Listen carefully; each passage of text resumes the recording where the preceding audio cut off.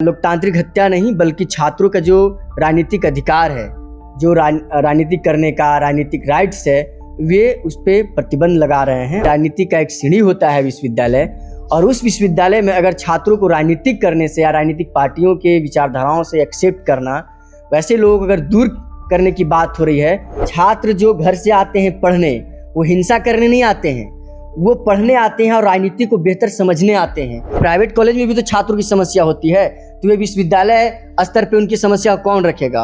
वहाँ पे कैसे उनकी भागीदारी बढ़ेगी? इस पर कोई स्पष्टता नहीं है। जो राजनीतिक करता है, जो अलग अलग विचारधाराएं हैं, राजनीतिक सवाल उठाता है, वे उस पर बैन कर रहे हैं। तो इसका हम लोग संशोधन चाहते हैं। पॉलिटिक्स करेगा विचारधारा का, या जो भी राजनीतिक दल से जुड़ा हुआ रहेगा, उसको बाकायदा छात्र संघ चुनाव में सदस्य या उम्मीदवार होगा तो उसको सीधे वर्जित कर दिया जाएगा। तो ये बिल्कुल मेरा मानना है कि ये राजनीतिक रूप से लोकतांत्रिक हत्या है। जोहार, मैं हूँ आंचल और आप देख रहे हैं लोकतंत्र 19। अभी जो झारखंड में काफ़ी चर्चित जो चल रहा है, जो नया विधेयक आया है विश्वविद्यालयों को लेकर 2025, उसी कड़ी में हमने काफ़ी लोगों से बातचीत कर रहे हैं छात्र संगठनों में। और उसी कड़ी में आज हमारे साथ हैं आइसा के प्रदेश सचिव त्रिलोकी जी, जो कि पूर्ण तरीके से विरोध में नहीं है, बस कुछ संशोधन चाहते हैं राज्य सरकार से। तो त्रिलोकी जी, क्या क्या संशोधन चाहते हैं? पहले तो आपके चैनल के और आपके चैनल के दर्शकों को बहुत बहुत धन्यवाद। देखिए, इसमें जो राज्य सरकार जो विश्वविद्यालय विधेयक 2025 जो लाई है, उसको हम लोग समर्थन भी कर रहे हैं, और उसके साथ साथ कुछ ऐसे बिंदु हैं जहाँ पे संशोधन की भी बात कर रहे हैं। जैसे आप देखेंगे कि इसमें छात्र संघ चुनाव की जो बात है, और छात्र संघ चुनाव में ऐसा बताया जा रहा है कि जो छात्र संघ के लोग होंगे वे राजनीतिक गतिविधियों से दूर रहेंगे।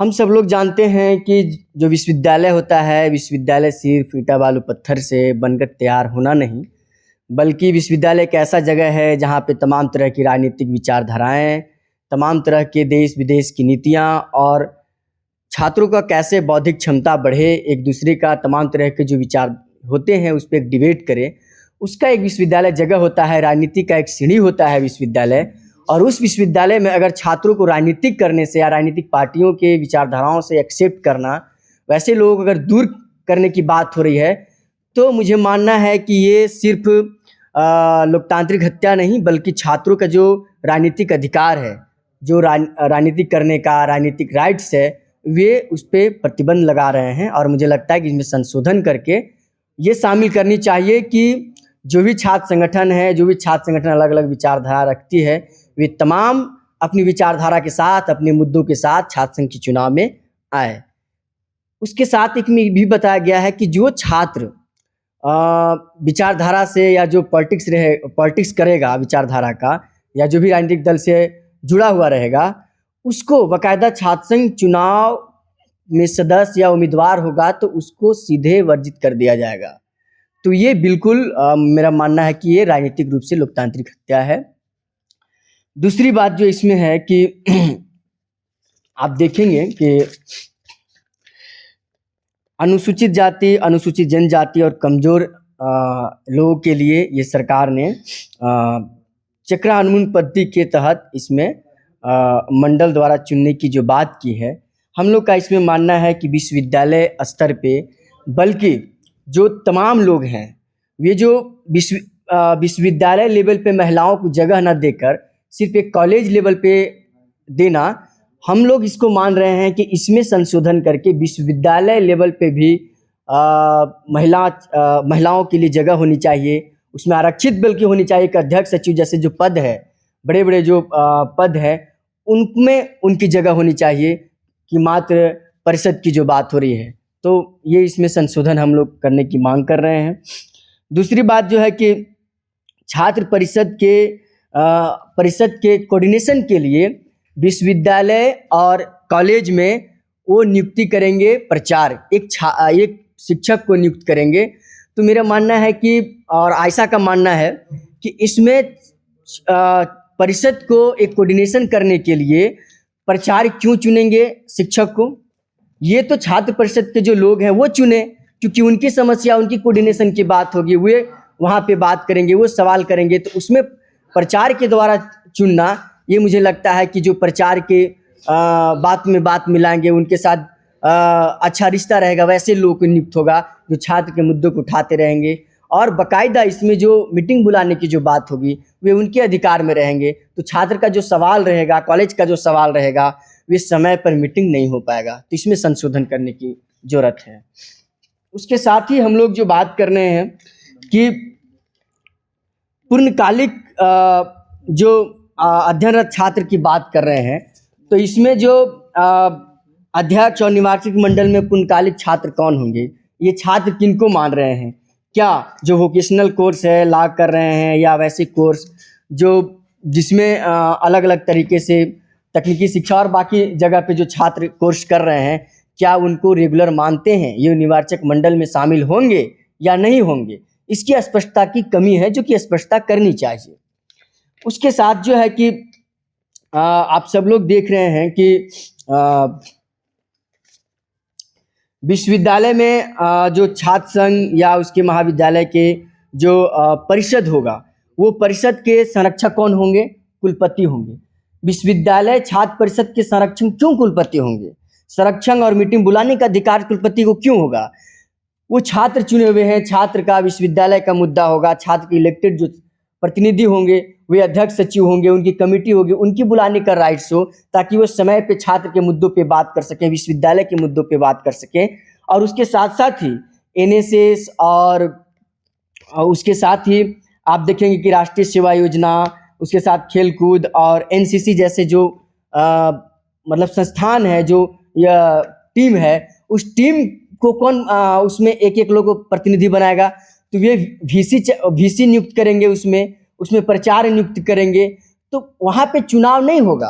अब बताइए, जो उसमें भी अधिक छात्र होते हैं, तो उसमें वही होगा कि जो वीसी के बहुत नज़दीक होगा, वीसी के हाँ में हाँ मिलाएगा, प्रचार के बातों को हाँ में हाँ मिलाएगा, छात्र के सवाल को नहीं उठाएगा, छात्र के मुद्दों को नहीं रखेगा, वैसे लोगों को जगह मिलेगा। तो हमारा मानना है, हम लोग को मानना है कि इसमें बाकायदा उसमें भी चुनाव होने चाहिए परिषद के लिए, जो कि ये उसको राइट्स नहीं दिया गया है। उसके साथ जो है कि अंगीभूत कॉलेज में जो प्राइवेट कॉलेज है, उसके वहाँ पे चुनाव होगा कि नहीं, उसके समस्या को कैसे रखा जाएगा? क्योंकि प्राइवेट कॉलेज में भी तो छात्रों की समस्या होती है, तो ये विश्वविद्यालय स्तर पे उनकी समस्या कौन रखेगा? वहाँ पे कैसे उनकी भागीदारी बढ़ेगी? इस पर कोई स्पष्टता नहीं है, जो कि होनी चाहिए। उसके साथ ही जो है से हम देख पा रहे हैं कि आप सब लोग देखते हैं कि छात्र संघ चुनाव को बैन करना, और 7वें पॉइंट में स्पष्ट रूप से लिखा है कि छात्र की अवधि के दौरान किसी भी महाविद्यालय अथवा संस्थान अथवा विद्यालय के नामांकन सूची में सम्मिलित छात्र के अतिरिक्त कोई अन्य व्यक्ति किसी भी प्रकार से चुनाव प्रक्रिया में भाग नहीं ले सकेगा। ये तो ठीक है। साथ ही किसी भी महाविद्यालय अथवा संस्थान का कोई भी छात्र किसी क्षेत्रीय, राज्य स्तरीय या राष्ट्रीय राजनीतिक दल से संबंध, किसी भी संगठन से संबंध नहीं रखेगा। ये बताइए, आयसा या जितने भी संगठन जो है, अलग अलग संगठन है, जो स्वतंत्र छात्र संगठन छोड़ दिया जाए, तो उनकी मातृत्व संगठन है, तो वे उनको तो आप सीधे से वंचित कर देंगे, उन पर कार्रवाई करेंगे। कार्रवाई में क्या बोला रहा है कि यदि कोई छात्र अथवा उनकी उम्मीदवारी इस शर्त का उल्लंघन करता है तो उसके विरुद्ध अनुशासनात्मक कार्रवाई की जाएगी तथा उसकी उम्मीदवारी भी निरस्त कर दिया जाएगा। अब निरस्त कर दिया जाएगा, मतलब वो नहीं चुनाव लड़ सकेगा। तो ये बिल्कुल जो है से जो राजनीतिक करता है, जो अलग अलग विचारधाराएं हैं, राजनीतिक सवाल उठाता है, वे उस पर बैन कर रहे हैं। तो इसका हम लोग संशोधन चाहते हैं। और सबसे बड़ी बात इसके साथ कि आप सब लोग जान रहे हैं कि 5 लाख का कोचिंग संस्थानों का बैंक बीमा का ये बताया गया है, गारंटी 5 लाख जमा करना है। तो वे कौन लोग जमा करेंगे? जिनके पास बड़े बड़े कोचिंग संस्थान चला रहे हैं, जिनके पास हजारों बच्चे हैं, और वे जमा जब करेंगे तो किन से वसूलेंगे पैसा? वो वही बच्चे से वसूलेंगे जहाँ पे वो छात्र हैं। और जो गरीब गाँव में, देहाती इलाकों में या प्रखंड लेवल पे जो कोचिंग संस्थाएं चल रही हैं, जहाँ पे 100-200 बच्चे हैं, वे तो 5 लाख जमा नहीं कर पाएंगे। और जब 5 लाख जमा नहीं करेंगे तो वे कोचिंग संस्थान बंद होंगे। या 50 छात्र, जो बताया गया कि 50 छात्र से अधिक जिनके पास छात्र हैं उन पे ये लागू होता है, तो ये उन पे जब लागू होगा तो आप देख लीजिए 100 विद्यार्थी जिसके पास है वो कितना कमाता होगा? 5,000, 10,000 ज़्यादा से ज़्यादा। और वो उसको बंद करना पड़ेगा, तो वे बच्चे कहाँ जाएंगे? वे बच्चे फिर जो है बड़े बड़े जो कोचिंग संस्थान चला रहे हैं उनके पास जाएंगे, तो वे फीस बढ़ाएंगे। तो ये जो सीधे बात कर रहे हैं कि बड़े बड़े कोचिंग संस्थानों को एक मतलब देखने के लिए या उसको ठीक करने के लिए ये कानून बनाया गया है, हम लोग का मानना है कि ये बड़े बड़े विश्वविद्यालय के पक्ष में कानून बनाया गया है, बल्कि छोटे कोचिंग संस्थानों को बंद करने की योजना है, जिसमें हम लोग संशोधन करने की ये बात कर रहे हैं।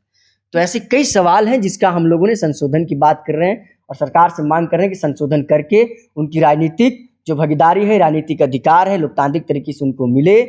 बड़े बड़े कोचिंग संस्थानों, बड़े बड़े शिक्षण संस्थानों के पक्ष में ना बनाकर छोटे संस्थानों को भी एक उसका ख्याल रखा जाए, इस लायक कानून बनाया जाए। और इसी को लेकर आज हम लोग यहाँ प्रेस कॉन्फ्रेंस आयोजित किए थे। जी, राज्य सरकार का कहना है कि उनकी मंशा है कि जो छात्र है, छात्र संगठन है, उनको राजनीति से दूर रखने के पीछे ये मंशा रही है कि हिंसा ना हो, जो विश्वविद्यालय में हिंसा होती है वो कम रहे, इसलिए उनको दूर रखा जा रहा है।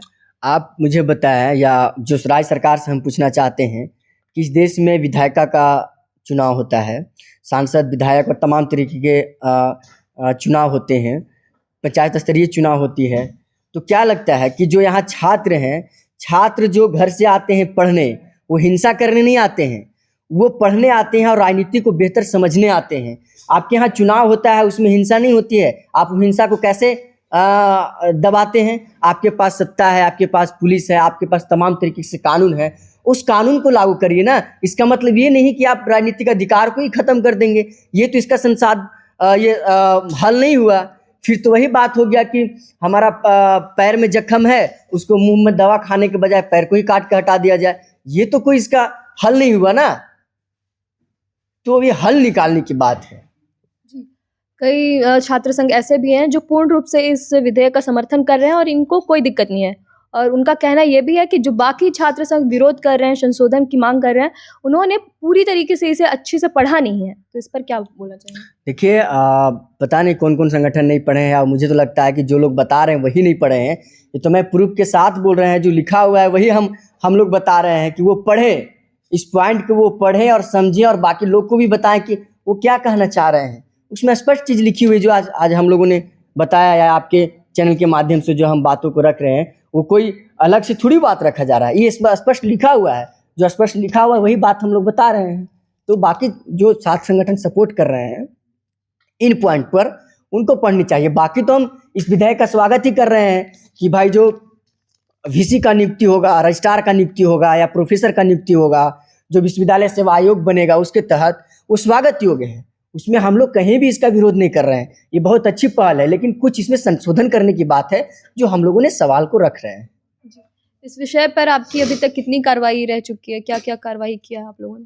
हम लोग तो अभी एक प्रतिक्रिया दे रहे हैं, सरकार से मांग कर रहे हैं, और अभी हम लोग एक टीम भी बना रहे हैं, जो मंत्री हैं, शिक्षा मंत्री, उनसे मिलेंगे, राज्यपाल से भी मिलेंगे, मुख्यमंत्री से मिलेंगे, और एक अनुरोध करेंगे, और इस अनुरोध को नहीं माना जाएगा तो छात्र आंदोलन करेंगे। हमारे पास यही हथियार है। ऐसा कि आगे की कार्रवाई आंदोलन रहेगी? बिल्कुल आंदोलन रहेगी, और इस पॉइंट पे तो हम लोग कोर्ट भी जा सकते हैं, कोर्ट भी जाएंगे। और भी छात्र संघ जो आपके साथ हैं? बहुत सारे छात्र संघ अपने तरीके से विरोध कर रहे हैं। मुझे बताने की जरूरत नहीं, आप सब लोग जान रहे हैं, कई छात्र संगठन हैं जो प्रोटेस्ट कर रहे हैं, लेकिन उनकी अलग अलग मांग है। जैसे कई छात्र संगठन इसका विरोध कर रहे हैं कि वो राज्यपाल के अधिकारों को संकुचित कर रहे हैं, और राज्य सरकार का ज़्यादा पावर शक्ति मिल रहा है। तो मेरा मानना है कि राज्य सरकार का पावर नहीं, बल्कि एक आयोग का पावर है, और उस आयोग के तहत नियुक्ति होनी चाहिए। इस पे हम लोग उनके जो छात्र संगठन विरोध कर रहे हैं इस पॉइंट पे, उसके साथ हमारा डिसएग्री है, और राज्य सरकार के पक्ष में इस पॉइंट पे हैं हम लोग।